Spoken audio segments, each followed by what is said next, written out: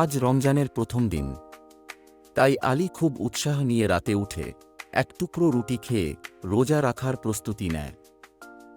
ছোট্ট আলীর বাবা মা কেউ নেই। সে এই স্টেশনে থাকে, সারাদিন বোতল কুড়িয়ে কোনোমতে দিন পার করে। দিনের বেলায় আলী এদিক সেদিক বোতল খুঁজছিল। সে দেখল এক বৃদ্ধ একটি ব্যাগ নিয়ে খুব কষ্ট করে যাচ্ছে। সারাদিন না খেয়ে থাকায় আলী খুব দুর্বল হয়ে পড়েছে। তবুও এক বৃদ্ধ লোকের কষ্ট দেখে সে নিজের ক্লান্তি ভুলে যায়। অনেক কষ্ট করে ব্যাগটি কাঁধে তুলে নেয় এবং বৃদ্ধ লোকটিকে সাহায্য করে। ভিন্ন ধর্মের একজন লোককে সাহায্য করায় বৃদ্ধ আলীর প্রতি অনেক সন্তুষ্ট হন। ব্যাগ তুলতে গিয়ে তার প্রচণ্ড পিপাসা পায়, কিন্তু তার মনে পড়ে সে তো রোজা, তাই পিপাসার্ত অবস্থাতেই ফিরে আসে। ফিরে এসে পুনরায় স্টেশনে দাঁড়িয়ে বোতল খুঁজছিল আলী। হঠাৎ সে দেখল এক মহিলার টাকা উড়ে নিচে পড়েছে। তিনি খেয়াল না করেই চলে যাচ্ছেন। আলী দৌড়ে গিয়ে তাকে ডেকে টাকা ফিরিয়ে দেয়।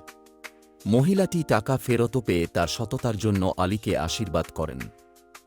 এই দৃশ্য দেখে স্টেশনের কুলি আব্দুল ও অন্যরা আলীর খুব প্রশংসা করল। আব্দুল বলল, আলী, একদিন তুই অনেক বড় মানুষ হবি।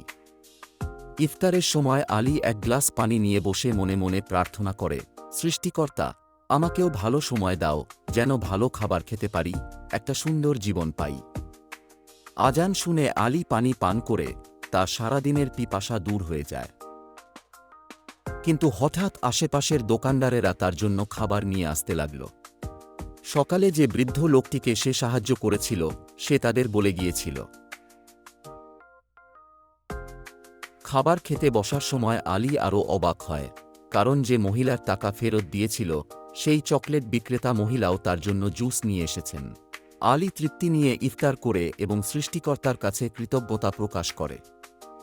বন্ধুরা, আমাদের আশেপাশের আলীদের কথা ভুলে যেও না। আমরা আমাদের সাধ্যমতো সাহায্য করলে তারাও ইফতার ও সাহরিতে ভালো খাবার পেতে পারে।